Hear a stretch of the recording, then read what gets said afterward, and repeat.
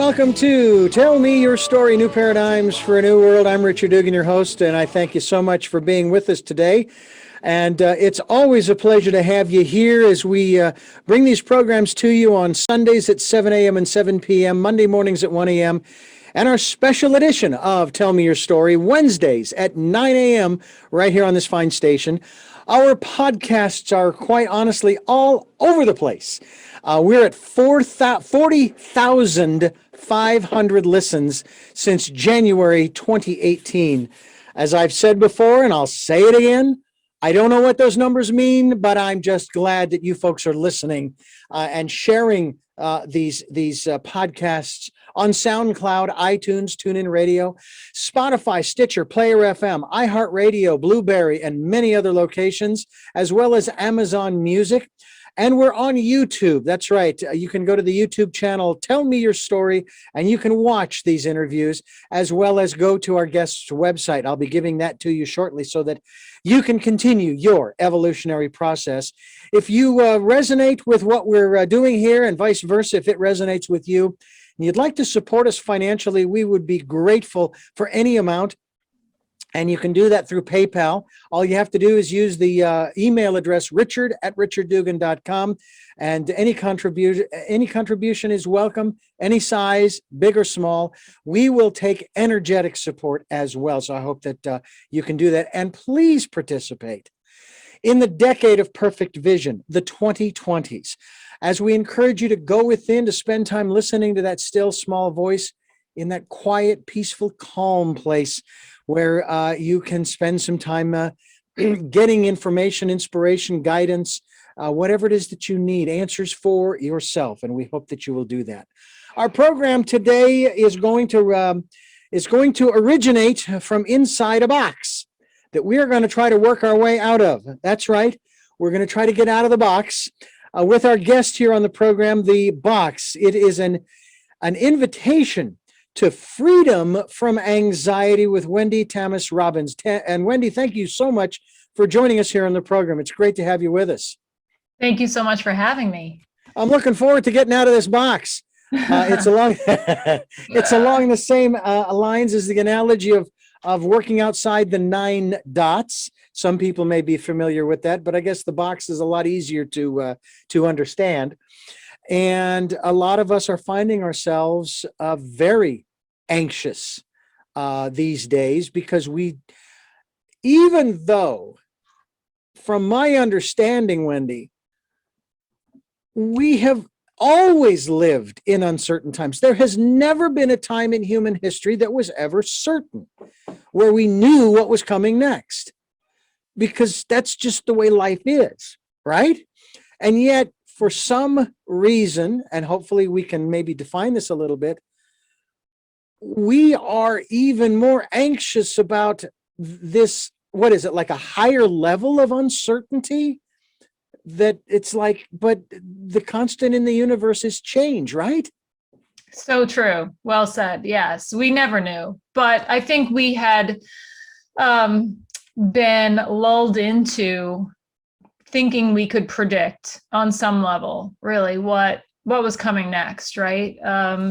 But I think this really threw everybody for a loop, for sure. And we realize now that we never really had control over anything. So maybe it's even, like you're saying, bigger than just not having control during the pandemic, but realizing that this is really the state that we're living in all the time, even after this is over, right? So that anxiety is a little deeper now. I can't say that I've been immune from it, but I certainly haven't felt it to the degree that some people have, for 2 reasons. Number one was I was fortunate enough to continue working during the past 18, 19 months. And my wife was furloughed for 8 weeks, but she went back to work.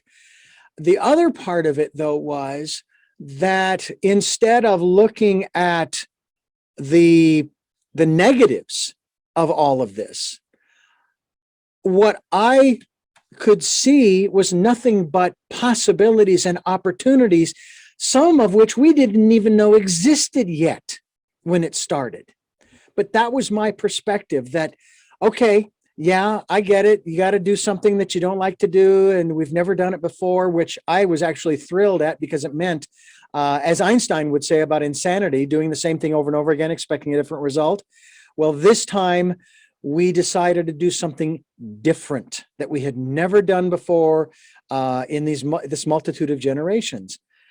And I thought, okay, it's going to be different. We don't know what it's going to be when we get out the other side. If some people even say, if we get out the other side, but look at the possibilities, the opportunities that are going to open themselves up to us, like I said, that we don't even know exist. But I'm going to guess I'm in the minority, and maybe a very, very tiny minority of people, that the majority of people, and I'm curious in terms of statistics, if you have them, if the majority of people are feeling this anxiety and this, I've heard the two go together, anxiety and depression, and that's our next epidemic. Yeah, I think we are dealing with a mental illness, mental health epidemic on the other side of this, for sure. That I don't know that we're really, that people aren't really aware of or prepared to deal with, for sure. I think the last study done by Express Scripts looking at the new prescriptions for anti-anxiety medication and depression medications at the beginning of the pandemic were troubling, for sure, especially in the age group between 18 and 25-year-olds.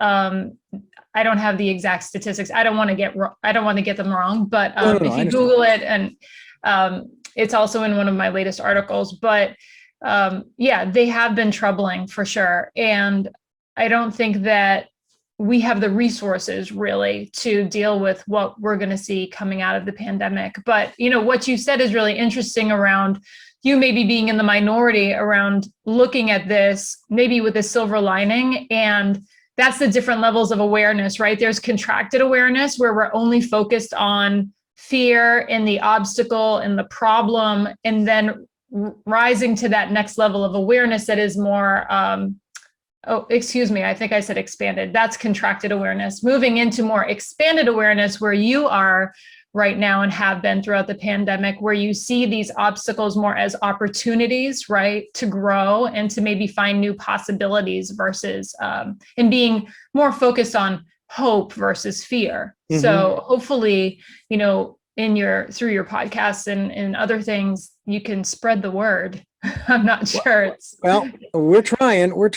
I have to say that the duration of these periods really has been elongated. And I'm going to go back to 2015, June of 2015, and having to do with that particular presidential campaign that I have dubbed the campaign of victimhood.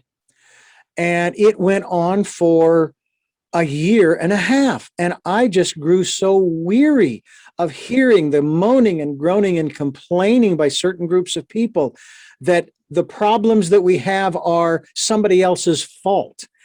Then, of course, in 2019, we hear in late 2019 about this virus in China and thinking, oh, they'll get it under, it'll be fine. No big deal. And the next thing you know, by February of 2020, it's global. And I have to say that is, in spite of my optimism, Wendy, I was starting to grow weary in June and July and August of 2020 of all the complaining.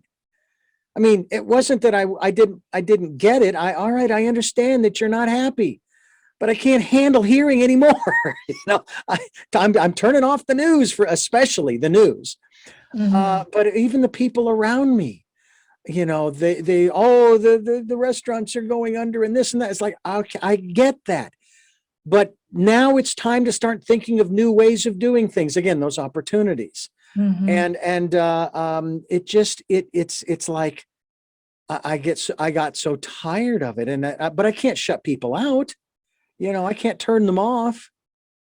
Right. But you're right. You can focus on the problem or you can focus on the solution, right? It depends on how you want to live your life and how you want to move forward through this. Do you want to continue to identify with that victim mentality? And that's just one of our saboteurs, right? Everyone's got a victim inside of them based on how they grew up, their own trauma, whatever they've been through. But it's whether or not you identify with that and step into that role, or if you just see it, from a healthy distance and separate yourself from it, become the observer, understand where it's coming from, and sort of move on to a bit of a higher level to get past that, like you're saying, to focus more on the solution and the possibilities that this brings. Just another opportunity to grow, in a way that we didn't anticipate. But to your point, when we started, we really never know when our next opportunity to grow is going to be or what it's going to look like. Yeah. I use Wall Street and the Dow Jones as a prime example, especially when it comes to talking about economists, and it doesn't matter what the numbers are. I don't care how high they are. I don't care how low they are. Economists are never happy. And so I put out the question to them, what numbers would make you happy? And I'll find a way to make those for you, because I'm tired of you complaining when they're so high. Oh, there's a correction coming. And when they're so low, oh my God, there's a disaster coming economically, like 2008 or the depression of the 1930s. If they got what they wanted, right, which is less volatility, then they'd probably be out of a job. Yeah. It's so kind of like a weatherman. It's like a meteorologist, right? Yeah, exactly. If it was sunny and clear skies all the time, not a lot of fun. Although right. I do have to say, I do miss the weather patterns as a kid growing up and living in Arizona, when we would get the Pacific storms that typically came and they swept across California and across the desert, came into Arizona, and this was in the wintertime. And they would drench us real good and move on. And then the next one would roll through maybe a week to 10 days later. Oh, I loved that. And now it's like, you can't count on anything anymore. Here in California, we're back in the up to our eyeballs in drought, as it were. And it's amazing how, I've said this on the program many times too, that if this planet were to hold a seminar for the rest of the universe to teach them something, it would be in crisis management, because we don't know how to prepare for these eventualities. We just don't. And it's not that we can't, we won't, because we'd rather deal with the crisis when it comes, rather than preparing for the possibility. Because we could have averted these droughts if we had built the desalinization plants, and if we'd collected the rainwater, and if we'd done all of the things that were necessary down the road to prevent a drought. And that's just one example of one area. There are many others as well. In terms of someone's anxiety, in terms of someone's feeling that, again, I think they go hand in hand, right? Depression and anxiety. Yes, at times. Is there any way in any form for us to prepare for that possibility? Is there a mantra, a kit, a CD, a book? Certainly we would encourage people to pick up a copy of your book, The Box. But what can you offer us in the way of preparation, not if, but when anxiety strikes? Exactly. Because I think that, the way that you say it, I feel a bit justified in my anxiety, right? Like I thought as a kid, I could see all of these catastrophes potentially happening, right? And thinking, well, the adults must have it all figured out, and they must be preparing. They won't let anything happen to me. I must be safe. I just feel terribly unsafe. But I'm sure they've got it covered. And then I became an adult and I realized, no, the adults really don't have it covered. Not at all. Like, I was really justified in thinking that as a 6-year-old. We're just paying attention. The people that are more anxious, right? We're paying attention. Yeah. So I think that being said, the only way to prepare for that eventual emotional and mental state is to go within and find some sense of inner peace that you can tap back into, regardless of what's happening externally, because we can never control the external factors, like we're saying. So the only thing we can control which Dr. Wayne Dyer said, of course, many times, is what's inside of us. So it's really how we react to those external factors that creates our own reality.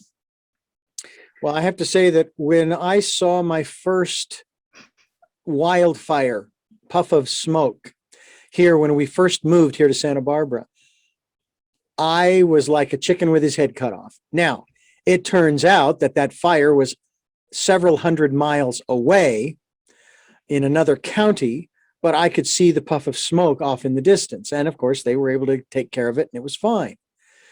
And then we've had one fire after another over the last 15 years. And the more fires we have, the less anxious and fearful I am, because now we do have a plan. We're ready to pack things up, grab the animals and go. Now I don't get fearful or anxious. I get angry at the stupidity of the individual who started that fire, assuming that's who started it, as opposed to, say, a lightning strike, because you can't control those. Mm-hmm. But also, I have to also acknowledge the fact that I live in the wilderness, you know, like a nutcase. It's like, I'm going to move to Tornado Alley where I'll never see another fire again. That may be true, but you better not live in a mobile home. And if you're going to live somewhere, you better live underground. Same thing in Hurricane Alley, if you will, or wherever these regular disasters take place. It's like, you know what? If I was an insurance company, I would not reinsure you because you're choosing to move right back into the line of fire. It just doesn't make any sense. By the same token, where are you going to live where there aren't going to be disasters? I mean, there's no place else to go. Mm-hmm. So, you know, it's, you know, you're damned if you do and you're damned if you don't. Your experience with anxiety, crippling anxiety, is the motivation behind this book, The Box. Am I correct in that? Very much so. Yes. Tell me about that and how, you know, you just mentioned, of course, I love my response to what you said about being a 6-year-old and thinking that the adults have it all set up is, no. When did your anxiety become crippling? I think the first time it became crippling was the 5th grade. So young, obviously. That was the first time I had so much anxiety that it became like a dissociative episode for me. I think it was a bit of a depression, obviously undiagnosed and very difficult to concentrate for several weeks, just lost in these anxious thoughts that I just couldn't unwrap myself out of it. And so, but ultimately I did. And, you know, over time, I guess my next one where it was severely debilitating was calling a suicide hotline when I was a sophomore at an Ivy League college. And the first time I thought I had really gained, you know, the ultimate success, whatever I considered that to be. And that would have that would be a pattern over time that similar to thinking the adults have it all put together. I was like, well, if I just have the husband and the new job and I get out of debt and my life looks perfect, then I will feel perfect inside too. And every time I did that and achieved that next thing, I would get to a deeper level of rock bottom, essentially. It was all sort of almost achieving those things and yet waiting for the other shoe to drop when it all comes unglued, all comes apart. Is that kind of where that anxiety was kind of stemming from? That it wouldn't last? Yeah, in part, like, well, why don't I feel okay now? So what, you know, what's next? There was nothing left to kind of be that, if only I get this, then I'll be okay. You know, there was never that next, once I achieved everything, it was that now what will heal me now? And I was always looking for that external thing to heal me or give me peace. But it wasn't until I turned to the internal state, right? And sort of found my way back home to that inner peace that I realized that that was the only way to get there. Well, tell me about your inner life, if that's all right. In especially in terms of the, as I like to call it, the philosophy that you were raised with, the beliefs, if you will, that you were raised with. Did any of those help? They definitely helped me succeed. They did not help me find a way. And when I say succeed, I mean an external idea of what, success is, an achievement. So I was motivated. I was driven because I was parented in a way that, don't give too much support or the child will stop trying. That sort of, kind of army. Yeah. I wasn't really from an army family, but it's kind of like that mentality that, post World War II, like, yeah. But internally, we didn't really, excuse me, we didn't talk about our feelings. We didn't recognize things that were going on so my mother had untreated mental health issues, which created a very volatile home life at times. It was very chaotic. And so I never, as a child, really knew what to expect, knew when that next episode would happen. And so I became very hyper vigilant and, over time, that just, for me, I had to create a safe place and protect myself from that. So I guess that parenting, that not talking about what we all saw was happening, and then we would just sort of push it under the rug and not really address it. I think that when my own internal life started to unravel, I knew not to discuss it. I knew that there should be shame involved in that. I knew that I needed to use my motivation, my determination to push that away and hide it and get over it, not ask for help. So I think that it definitely fed into where I ended up. Well, I know that in my life, I think that there was a certain amount of that even in my life.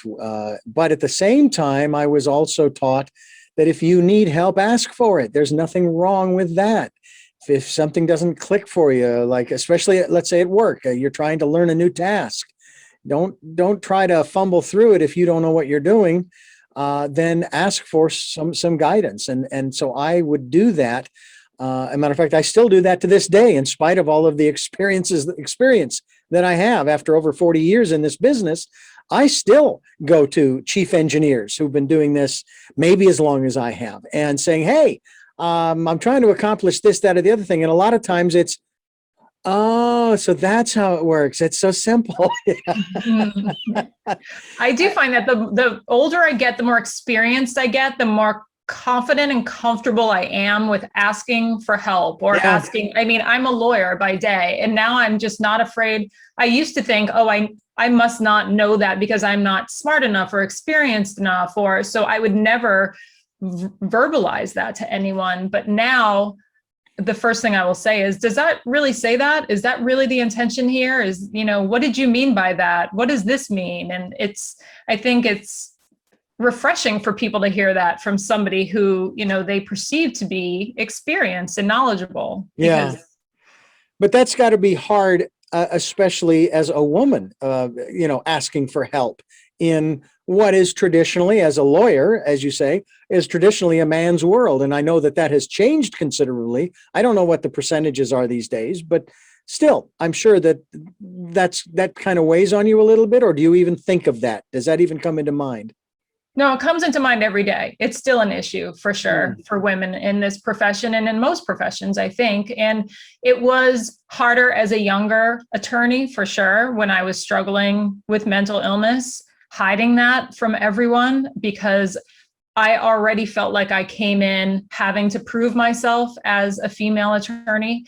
And then to add that on top of it, it was always my mantra was don't give them any excuse, right? To question your ability or your intelligence so to add that was another source of anxiety, frankly. We're talking with Wendy Tamis Robbins, and her website that you can go to, and we're going to be linked to it, is wendytamisrobbins.com. I stand correct. No, that is correct. Wendy Tamis Robbins.com. And that's WendyTamisRobbins.com. And you can find out more about her, the work she does, as well as the book. The book is entitled The Box, and it is about an invitation to freedom from anxiety. In many conversations on this program, we talk about the various emotions that we as human beings have in a general sense. And sometimes my guests will talk about the ways to be free from fear and depression and anxiety and so forth. But is it really freedom from it, or is it a way to better cope when anxiety becomes overwhelming? Because I know that these emotions that we have serve a purpose, but a lot of times we get stuck. Yeah. I do think for me, it's freedom, because I'm not free from anxiety, to your point, but it doesn't control me anymore. So when I think of being a prisoner in that box, I freed myself from that box. I'm on the other side of those walls, but I still feel anxiety. I still have panic attacks. I'm just not afraid of them anymore. And I live my life in a completely different way, not dictated by them and not identifying with my disorder. You have a meditation, Taming the Anxious Mind. Can you give us a little insight into that? Yeah, that's a great story. So when I was first thinking about finding freedom, I was asking my doctors, my life coaches, can somebody who's had almost 40 years of anxiety and panic disorders ever live a life where I'm not accommodating those disorders on a daily basis? And they all sort of said, I don't know, probably not, you're managing just fine.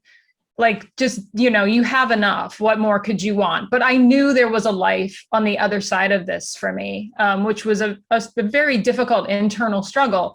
So I was thinking about it and wanting to go on this quest, and I kept thinking of the word quest. And so I Googled it, which is what everybody does, right, when they're obsessed with something. And up came this course that was being given by Martha Beck and Deepak Chopra. And so I immediately signed up for the course. I got to do a live coaching call with Martha Beck, who is, a well-known best-selling author and Oprah Winfrey's life coach. And I asked her the same question, and she said, I don't know, but I have a good place for you to start. And she gave me this meditation. And essentially, I had never meditated, and I had honestly fired several psychiatrists for just suggesting that I meditate, because I was like, you can't possibly know what's going on inside my head if you think I can sit alone with my thoughts for any period of time. It's just never going to happen. So Martha gave me this amazing meditation where you sit and you imagine an unbroken horse running in a stall as fast as it can, and you really immerse yourself. You use all of your senses. You look at, the horse, you hear the hooves pounding on the ground, you see the dust blowing up after his hooves hit, and you just imagine everything that you can smell, see, touch, whatever. And she said, watch this horse run for as long as it takes until it tires and it stops. And so, for minutes a day, I would build up 5 to 7 to 8 to 10 minutes a day. And I sat there for about 3 weeks until that horse ultimately stopped. And what it was symbolic of my racing thoughts. So I didn't have to try and quiet my mind, which I knew was impossible at the time. I let those thoughts just run and run and run.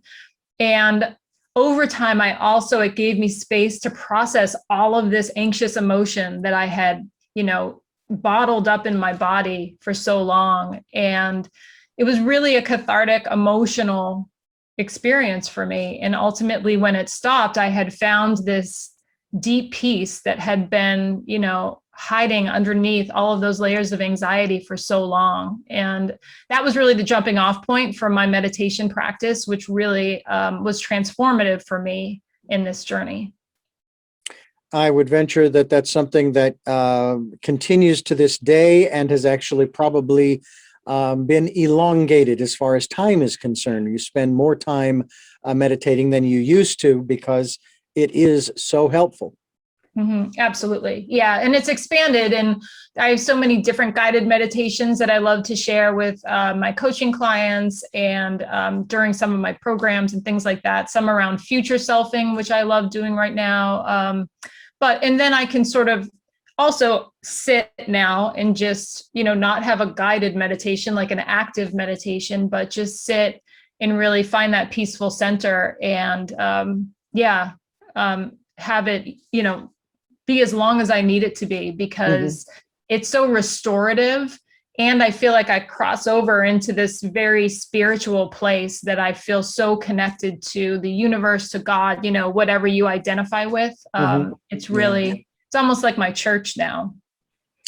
The Box is the title of the book. Wendy Tamis Robbins, my guest. It's an invitation to freedom from anxiety. And of course, a lot of what we're talking about is available at her website, wendytamisrobbins.com.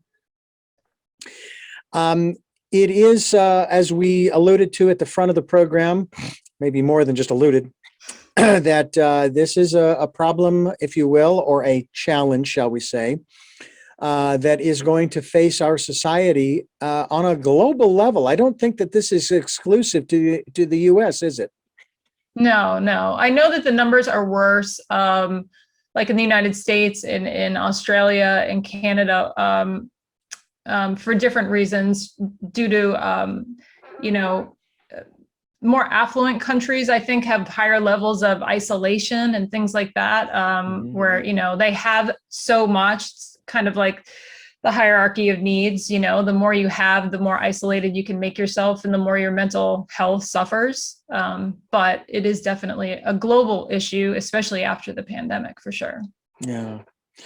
And it is something that we do need to get a handle on, because if we're suffering from these issues that interfere with our ability to function from day to day, what's going to happen to our society? What's going to happen to our educational system, our economic system, our religious, if you will, institutions, and so on and so forth, if there are people who are running them who are, in essence, debilitated? I mean, isn't that kind of a fair word to use? That anxiety debilitates people to the point where they really can't function well. And so they're not able to provide the kinds of products and services.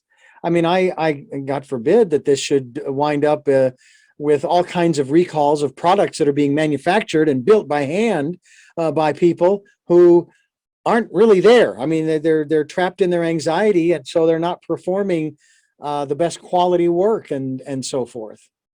Well, I would say yes and no, simply because I was an attorney during my debilitating anxiety, and I feel like I performed at a very high level because of the anxiety. It can make you very hypervigilant and very focused on detail. And, it depends on what the mental illness really is. Right. So, but I would call it debilitating. I mean, I went from being an all-star athlete in high school and recruited, and a Division I athlete in college, to not being able to walk through a supermarket without a cart holding me up. I could not even work out, so it can be not only mentally debilitating, but physically as well, which I think the book paints a really stark picture of that for people who've never suffered, to understand the difference between, we look at somebody like Naomi Osaka, who's recently in the news around pulling out of the French Open and Wimbledon because of her clinical depression, and people talking about performance anxiety or the pressures that we have as, professional athletes, and not really understanding the difference between clinical depression and pressure to perform at Wimbledon. They're very different. So I think it's important to bring that conversation to light more than we are now, so that we can not only empathize with people who have mental illness, but understand what's really going on. And to your point, how debilitating it can be. Well, we saw that documentary just this past weekend. And it was as if I'm sitting there and I'm watching this and I'm thinking, then get out, because this is not really what you want to do, and it's destroying you. Get out. And if I'm understanding the end of the documentary, she eventually did get out. She's now doing other things that are healthier for her, mentally, if you will. And I don't know if the anxiety and the depression have gone away per se, or have been diminished. But it just seems, but I also understand it's hard, because you're in this bubble, this routine, if you will. And you don't know where to turn, and unless you have somebody who is there to assist you, facilitate in this process, again, it all has to be your choice, granted. I mean, it's as if, if you were feeling this anxiety because of being a lawyer, okay, I say, well, then stop being a lawyer. Find something else to do that makes you happy. But I also know too how difficult that can be, especially considering the investment in time and money that you put into something like that. I understand that's not an easy thing to do, is it? No, and yeah, there's a few things there. So Naomi did not get out of tennis. She's actually in the Olympics right now, and she's doing very well. So I think that we need to do better around what was really causing her depression, or, I don't think it's coming, she didn't want to be in front of the press. That's really where she was feeling that she couldn't take care of herself from a mental health perspective. Yeah. I think she finds that she thrives on the court, right? I felt like I always thrived in that competitive athletic space as well, because a lot of our mental health issues are these very primal energy sources. Like anxiety, I felt like, is like my wild child, and it wants to be out there running and working and sweating. And I feel far more balanced when I have that in my life.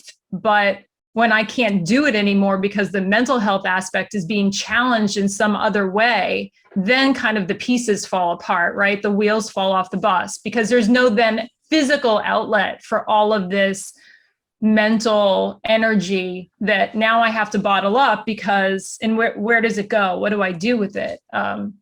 So I think that as people who aren't suffering, which is part of my mission now, is really to end the stigma around mental illness. I think that the people who are suffering don't always have the answers. Like Naomi didn't have the answer. Like, okay, so how can we deal with the press and the need for sponsors and all of this? Asking her is asking the wrong person. Like, I think we need to look at ourselves and say, how can we do better for people who are having mental health issues, are struggling with this aspect? Just because it's okay for everyone else, or everyone else who's, saying it's okay, or maybe hiding their own struggles, it doesn't necessarily mean it's okay for everyone. And I talk about ways that we take care of each other, and even like in the tennis world, how they take care of people who have physical injuries, the amount of timeouts you can call on the court, the amount of time you get with the physio and all of that, and how we don't have that in place for mental illness, because you're just supposed to suck it up and get over it and be able to deal with the pressure. Well, I'd have to say that in one area of my life, fortunately, it's not my career per se, I have, I think, what would be considered performance anxiety. And I think the frustration is that it's not, that it is not understood by others. How is that even possible? As a guy, how could you have that problem? And it's like, well, let's see. Yeah, I had my 20s, my 30s, my 40s, my 50s. I'm 61 now. I've changed. Like you, I've grown up, and I found more and more what's really important. So please don't ask me to perform, to achieve something. Can't I just be in this situation, And that's the challenge that I face these days, is being asked to, I guess, really be someone I'm not. And I just don't want to go there. And it's really pissing people off, but it's like, what am I supposed to do? How, and I know that's just one aspect of anxiety, but I think that's an important one, though. I think we should pause there for a second, because I think you're right. I think there's a moment where we abandon ourselves that creates anxiety, right? We abandon what we know we truly need on a deep level. We abandon that voice that's whispering inside, because we long to be validated by someone else. We want to hear that big voice on the other end saying, yes, you're enough. Yes, I love you, even though God only knows what that truly means, because it's based on them and their own issues, and they can pick up and leave anytime they want, right? Yeah. So I think it's that break where we deny ourselves who we truly are, what we truly need, and then we're living for others and still not getting the validation that we long for. And I think that's very anxiety inducing. Yeah. And that's where I am at now. And it's like, okay, work is an escape from that. I don't have to perform, in spite of the fact that that's what I'm kind of sort of doing here with you. Is this, it is sort of a performance on both our parts. That's true, because that's what you do in front of a court, in a courtroom. There's a certain aspect thereof. But you are, and we are choosing to perform. We're making that choice to express ourselves in the way that we are, to get out the message that we want to get out. What is the message that you truly want to get out through this work and the book, The Box, that's available through your website, WendyTamisRobbins.com?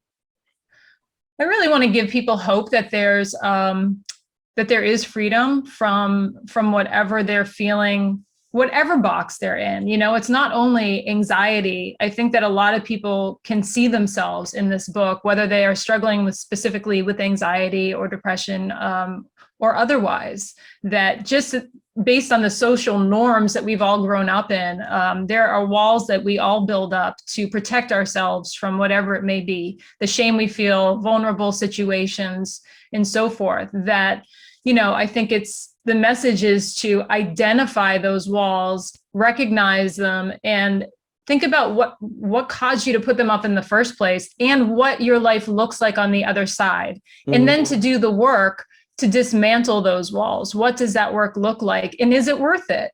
Some people may decide it's not worth it, and where they are right now is fine. But I think a lot of us feel like there is something calling us on the other side of those walls, a life that's waiting for us, to step into.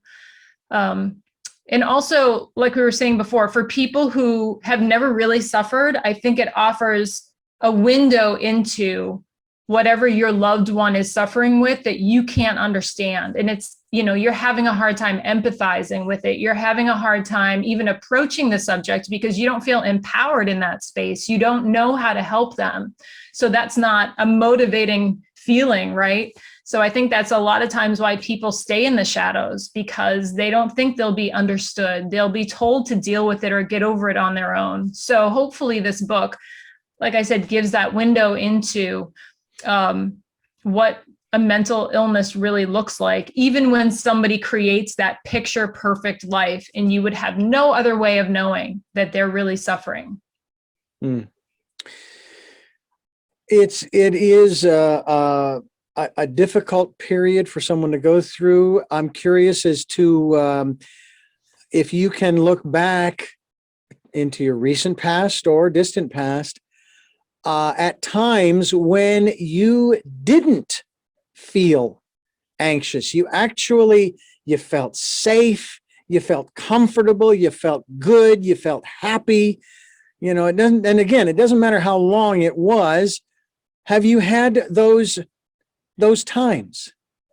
Yeah, I would say my 4 years of high school were very, very much like that. I was not anxious at all, because all of my protections, my performance, and my perfectionism, my everything was firing on all cylinders. I was doing so well and I was so social, and it was like I was being stimulated in so many ways, and I was so exhausted from all of that that there was really no room for it. And I guess it was really to say my ego was really running the show at that point and really, really stimulated.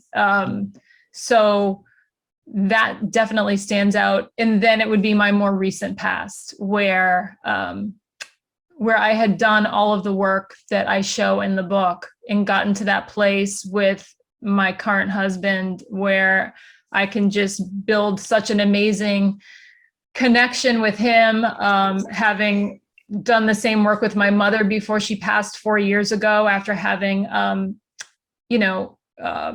that trauma in my childhood with her, but having that relationship come full circle in such a beautiful way where there was forgiveness for both of our, for each other and for ourselves. And, all of that work just brought me to such a beautiful place that now I feel safe within myself. I feel confident with myself. All of those things, again, are firing on all cylinders, but now they're coming from within, whereas in high school, they were coming from these external, getting A's and being an all-star athlete and all of that. It was all of that reinforcement, positive reinforcement I was getting. Now all of that comes from within. Now, I'm curious as to whether or not, aside from the book that you have put out here called The Box, an invitation to freedom from anxiety, do you ever, again, I know you're a lawyer, you're not a therapist, but do you ever meet with people or connect with people who then are going to ask you, okay, so where do I start? How do I start to bring this anxiety level down so that I can feel better about self? Yeah, so I'm a coach, and I do work with people one-on-one, and I start with a holistic approach because for me, as you saw in the book, it went from my diet to my my exercise routine to my inner work, whether it was looking back and looking for pain points and open wounds that I had not gone back and really healed or given forgiveness or built healthy boundaries around.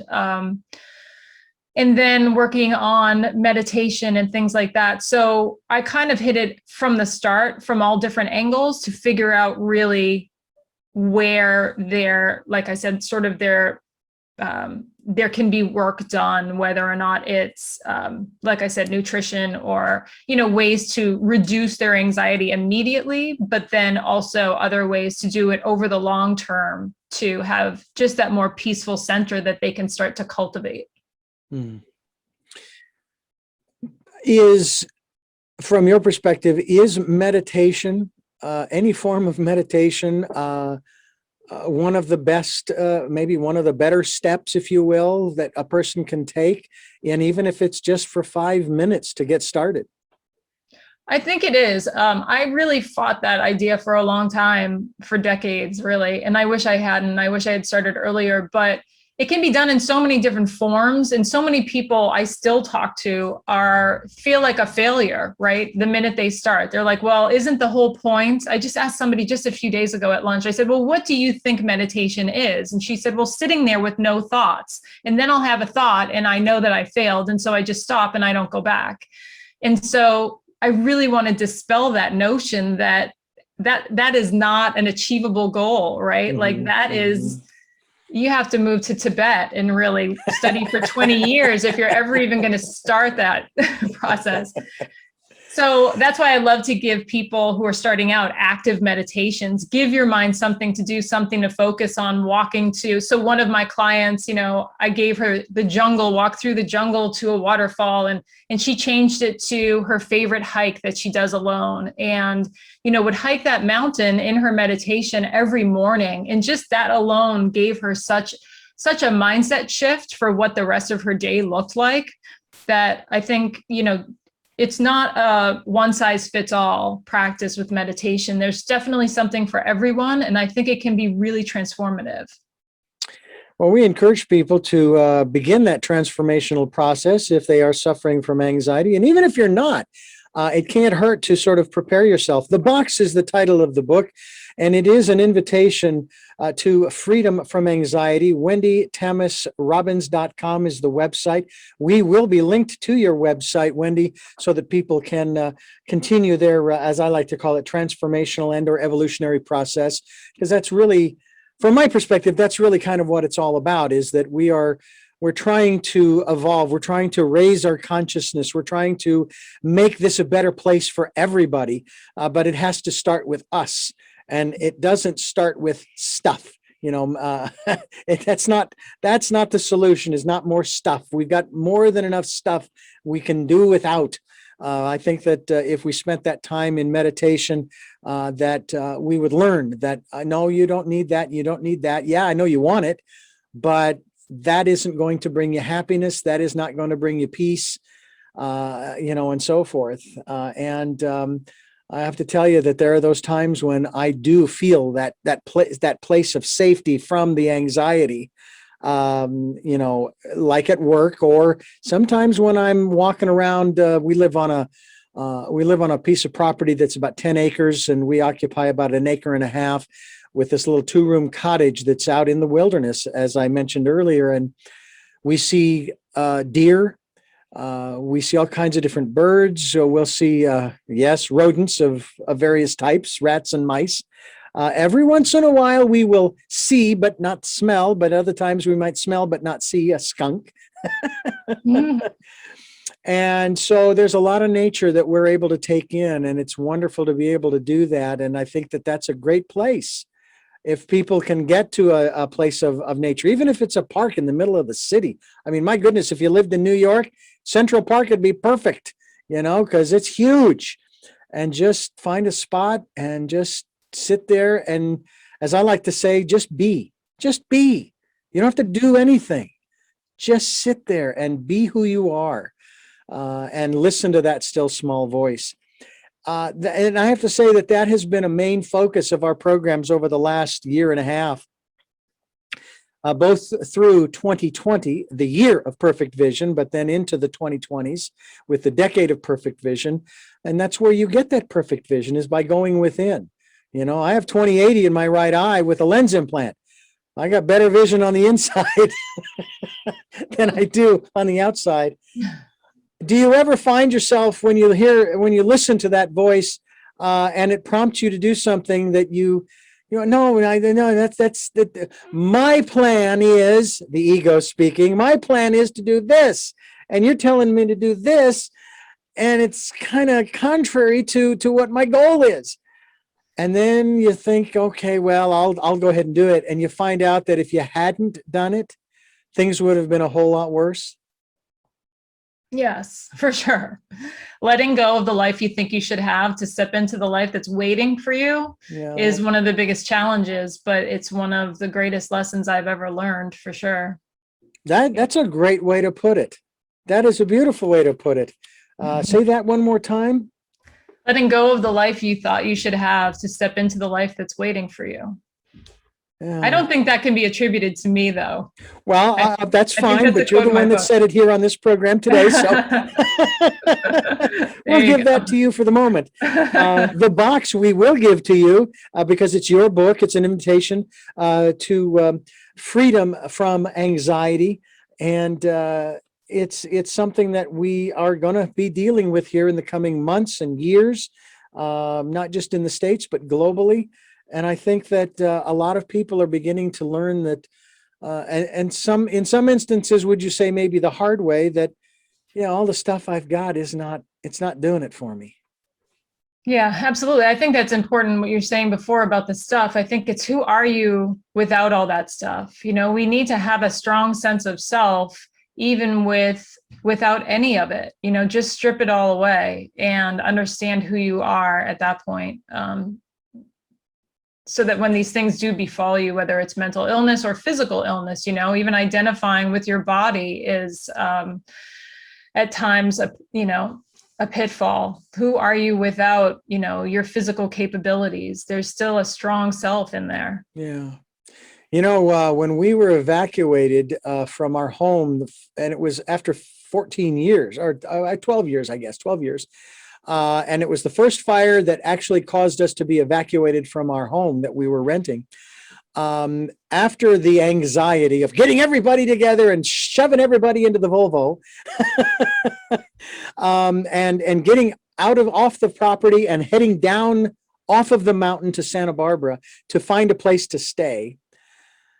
When that anxiety began to lift, I began to look at it as an adventure, in that we were going to be staying, at least for several nights. It turns out we stayed at 3 different hotels in Santa Barbara that we would have never stayed in if it weren't for the situation, right? And what made it a little nicer was I found out from my insurance company that all I have to do is keep my receipts and they'll reimburse us minus the deductible, which turned out to be pretty good. And it turned into kind of I was actually having fun, even though I still had to go to work. My wife still had to go to work. The animals were safe because they were in a shelter. And I guess that was just part of my way of looking at things. Is I realize there's a fire burning, and yes, I realize that our place could be burned to the ground, and we could lose everything that's in there. But what's important is that the animals are safe, and that we are safe, and that we have a network. How important is having a network when dealing with some of these issues that many of us, many who are listening, are facing these days? I think the network is important if you have it. I think that even going back to work, this idea of reentry right now, I tell a lot of people in like my corporate wellness programs, or to find somebody that they can confide in at work, because it was such an anxiety inducing space for me when there was no one I could talk to, when it becomes an unsafe place simply because you can't discuss your fears, your anxieties, whatever they may be. Mm-hmm. It just exacerbates the situation. So to have a network, and especially somebody at work or somebody that you're having a relationship with, being able to talk to them about it openly and not have that shame or that guilt around it, or trying to protect them from your own mental illness. I think that's really important.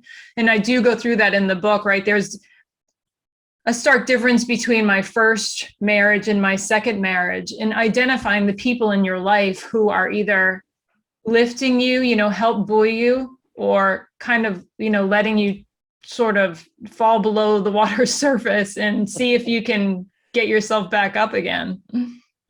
Well, I talk about that even in my book, Choices, about surrounding yourself with individuals who do just that, as well as all of your personal input, as I phrase it. What movies are you watching? What television programs? What music are you listening to? What books are you reading? What environments are you putting you in? And I think what you're saying is absolutely right, that we do have, and this may be the wrong word to use, but we do have the freedom of discrimination in this context as we are speaking. That if it's somebody, I even made the comment to my wife, who at that time had just divorced her husband, but he was still around. They're still friends to this day. But when she was going through her cancer back in 2001, he would come in there and he would just talk about the negatives and the statistics and all this stuff. And I finally told her, I says, look, I'm not going to tell you to tell him not to come in here. But what I am going to tell you is that he's not helping. He's not helping you, mm-hmm. and your emotional state. So you either, you need to do something, because he's just bringing you down, because that's the way she was when I would go visit her in the hospital. Yeah. So it's really important. And the other part of it that you talked about too, and I think this is important to discuss, and that is, if you are part of the support group, shall we say, or the network, do everything you can not to judge. That's got to be huge. Mm-hmm. Yeah. It's immeasurable, really. I mean, because there is already so much shame with the stigma surrounding mental illness that your network has to be a safe place, right? Like just having that compassion and trying to help the other person have compassion for themselves rather than be critical. Like, how did I end up this way? Why can't I change? You know, why can't I control this? Just being that supportive ear, that shoulder that they can sort of just cry on, crash on, whatever they need. And like you said, not just have it be a judgment-free zone. And ask them to tell you one of the most important things. My husband asked me, I remember at the beginning of our relationship, he said, just tell me everything that's going on in your head, no matter how crazy, quote unquote, it may sound. And that was such an invitation, you know, to expose these things that I was carrying that I felt like I needed to protect other people from. And he was saying, essentially, let me carry this load with you because it's too much for us to carry individually, right? And that's what your support network's supposed to do for you. Mm-hmm. Yeah, and you know, and I've dealt with that with my wife as well. You know, sometimes she will make what I refer to as self-deprecating comments about herself. I say, you're not crazy. There's nothing wrong with you. It's just those are your thoughts. Any more than there's anything wrong with you because you like artichokes or you like something else or you like this color or you like this type of dog. There's absolutely nothing wrong with you. These are just the things you like. And vice versa. There's nothing wrong with you for the things you don't like. They're just the things you don't like. There's no judgment there. There's no condemnation, you know, and I think that creating that safe space, and that's really where you're coming from, is creating that safe space for somebody who is suffering with anxiety. And I know that it comes and goes, you know, so, you know, you kind of have to be prepared as a member of that support group or network. But at the same time, if a person doesn't feel safe, I mean, your husband made you feel safe.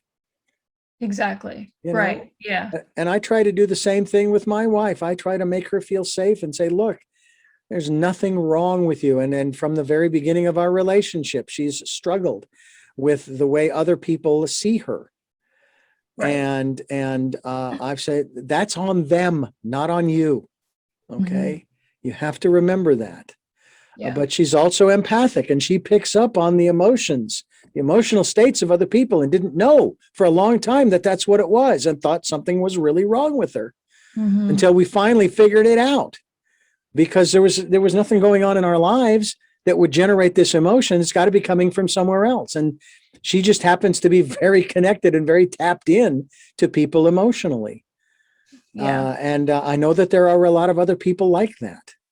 Right. So, you know, and there's no way to shut that off any more than there is a way to actually shut off the anxiety, unless, like what you've just explained with your husband in particular, unless you have the opportunity to kind of verbalizing it, that helps, doesn't it, to get it out? Absolutely. It's such a huge part of it. Whether you're journaling or talking to somebody else, it absolutely, because there's this voice inside that needs to be heard.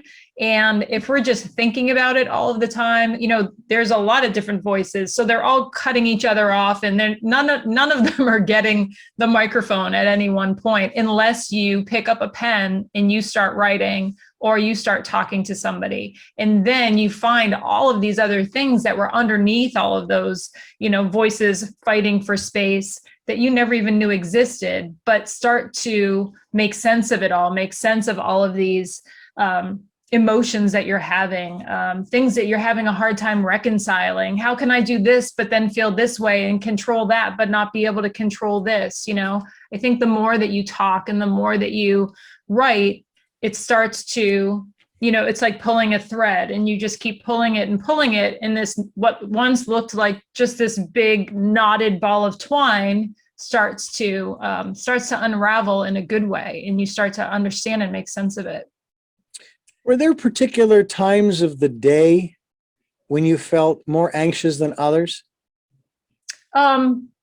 I will say that I know that women, their levels of cortisol, which is a stress hormone, are the highest in the morning. So the more I read and do research, I know a lot of women suffer with anxiety upon waking. And there's a lot of talk about how to deal with that. But for me, because of the way I grew up, it was always right around dusk, and I still feel it. Once it starts to get dark, I would feel like very unsettled, as if anything could happen in the dark. And so I always needed it quiet. I didn't like music playing. I wanted all the windows closed. I wanted all the doors locked, really creating that physical safe space, make sure everyone was home and accounted for and calm. And so I still feel that rise up in me even to this day, because it was such a childhood trigger for me. But now that I understand where it came from, I just kind of talk to that scared little girl and tell her she's fine, and sort of move on, and it dissipates. There are also people who are trying to create a safe space for themselves, and the only way that they can do that is to put on weight. That's another issue. Mm-hmm. Yeah, hiding underneath all of those pounds, creating more space between you and the outside world. Yeah, that was an issue for me for a while. So there are lots of different, shall we call them, modalities for creating a safe space for us as individuals who are suffering from anxiety or fear or depression, what have you, that are definitely not healthy. I would much rather use your methods, although I know that there are those who are strong advocates of using medication to help to alleviate. But something tells me that I understand that there can be imbalances in one's chemistry, in one's biology. I understand. I can get that, which can be alleviated, I think, more so through maybe the foods and things that we drink than adding a chemical and continuing to eat and drink what we've been eating. Yeah, I would hope so. I would never tell somebody to come off their medication, or it worked for me at the very beginning when I really didn't know where to start. But I think a big source of anxiety for me is needing a crutch, because then I feel like if I don't have that crutch, then what happens? And for me, the medication became a crutch. And for others, it's just a necessity, and they're going to need it perhaps for the rest of their lives. And I understand that subset. But to your point, I would rather take a more holistic approach. And it was possible for me to do that. And, taking another chemical gave me more anxiety than it relieved. So for decades, I would just hold on to the pill. It would be dissolving in my hand, during meetings at the law firm, or put it in. I had one in every pocket in my ski jacket as I went up the lift. And, at some point I just realized, well, I'm having more anxiety when I realize I don't have the pill in my pocket than if I just learned how to deal with the anxiety and move through it with none of these crutches. Moving through. That's interesting that you came to that realization, because that's the only way we can get through a lot of our emotions, is we've got to go through them. Yeah, processing and feeling rather than fearing negative emotion is so important. I think we're told as children that, negative, we should be running away from or trying to avoid negative emotion. That's not the goal, right? The goal is to be happy all the time. And I think we do our children a great disservice if that's what we teach them is the the goal. And I think it's far more important for us to teach them how to process that emotion and to sit with it. And, I tried how many different ways to move around, turn around, run from it, my anxiety for so long. But it wasn't until, as you're saying, I sat in that fire and understood and realized what was there when the flames went out, that I was still alive and that I could really pass through it versus turn around and run back from it. We're talking with Wendy Tamis Robbins. She's the author of The Box, An Invitation to Freedom from Anxiety. And it's interesting how I remember I did not want to be associated with therapy back in my 30s. I can figure this out. I've done enough interviews with people in this subject. I've read enough books. I've been to enough self-improvement programs and all of that stuff. I'm a smart guy. I can figure this out.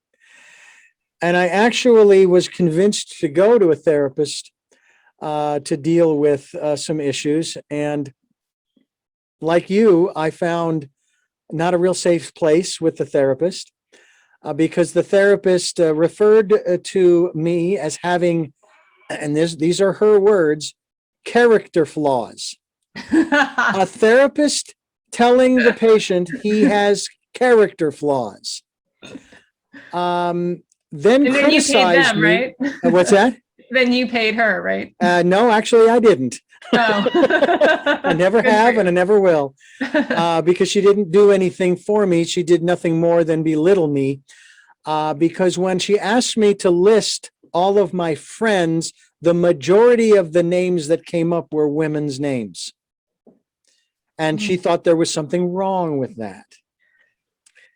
And so basically I left the fourth session, and that was the last time I went, because I thought I'm not saying that the therapist is supposed to be a yes person and on your side, but they're sure as hell not supposed to be tearing you down and making you feel like, making you feel worse than you already do because you're there for the therapy. That didn't make any sense to me. So I said, bye-bye.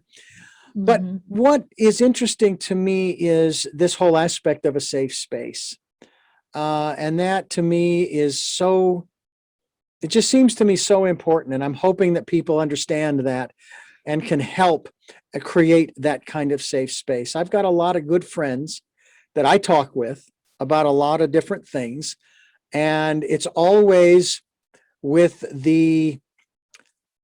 and I do speak it sometimes, but sometimes it's unspoken, that it's confidential. This is you and me. You're my therapist. We have the priest parishioner seal that this is not to be revealed to anybody, kind of thing. In spite of the fact that I may talk to 2 or 3 different people just to get some different perspectives, or at least some support in that regard. And I think that people need to do that. And I think that you can be one of those people for some of our listeners. All they have to do is go to your website, because they can get in contact with you. You're a coach, you do speaking as well. And you can be there to help them, if not directly, indirectly, through your book, The Box. And we are greatly appreciative of the fact that you've given us so much time to talk about this. Yeah, it's my pleasure. It's been wonderful. Thank you so much for having me. Wendy Tamis Robbins, the author of the book, The Box, An Invitation to Freedom from Anxiety. She's been my guest here on the program. Tell Me Your Story, New Paradigms for a New World. We are giving you choices and knowledge of those choices to help make your dreams come true. And we encourage you to go to her website, which we are linked to, as well as listen to the radio broadcasts on Sundays at 7 a.m. and 7 p.m., Monday mornings at 1 a.m., and our special edition on Wednesdays at 9 a.m. The podcasts are available not only on the homepage of richarddugan.com, but they are through SoundCloud, iTunes, TuneIn Radio, Spotify, Stitcher, Player FM, Blueberry, Amazon Music, as well as iHeartRadio. We also hope that you enjoy these programs and you like what we're bringing to you. And if you are able to do so, we would greatly appreciate any financial support that you can give us through PayPal. We have a link on the website so that you can just click on it and then put in whatever amount that you'd like. We'd greatly appreciate whatever you can. We'll take energetic support, good thoughts heading our way so that we can continue doing what we are doing here to give people the knowledge of the new ways of living. They are out there, but we have to create them. And it's obvious that the old ways don't work. All you have to do is look around. And also participate in the Decade of Perfect Vision. Spend that time meditating, if that's what you want to do, or just sitting still quietly, peacefully, and listening to that still small voice. And it will give you the guidance and the inspiration, the encouragement that you need at any given moment during your day.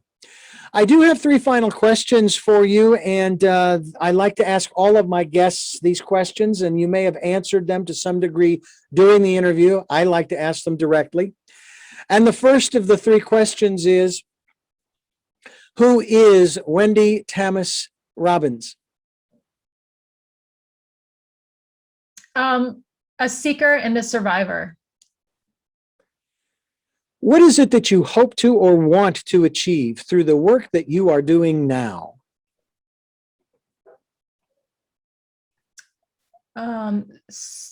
Spreading more hope and peace. And finally, what is your life's purpose? To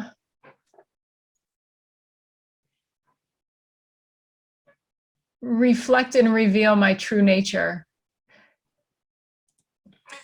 Wendy, again, I thank you so much for giving us the time, and I encourage people to go to your website, Wendy Tamis Robbins, to find out more about you and the work you're doing, as well as to get a copy of your book, The Box. And we again thank you. Thank you so much. And I thank you for listening to and watching Tell Me Your Story, New Paradigms for a New World. That's right. You can watch these programs, these interviews on YouTube, the Tell Me Your Story channel. That's where you can go on YouTube. We certainly hope that you will do so. Subscribe both to the podcasts and the videocasts. And until our next broadcast, podcast, videocast, love to lol.